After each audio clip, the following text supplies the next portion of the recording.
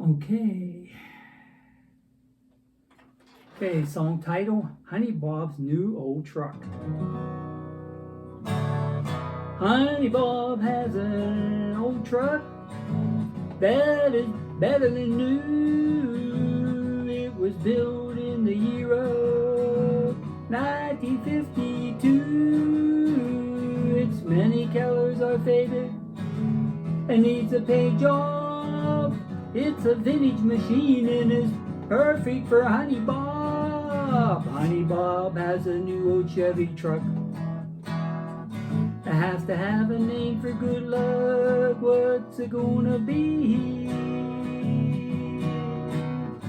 Gertrude is a name meaning very strong spear. With a nickname Gertie, you know she has no fear. When hauling hurdy-gurdy girls around in her bed, she's called Dirty Gertie. Enough said. Honey Bob has a new old Chevy truck. It has to have a name for good luck. What's it gonna be? Brunhilde is a name meaning armed for battle. Her nickname would be Bruni, and she doesn't rattle 'cause she's built like a tank and rides real rough. She likes to work hauling all kind of stuff. Honey Bob has a new old Chevy truck.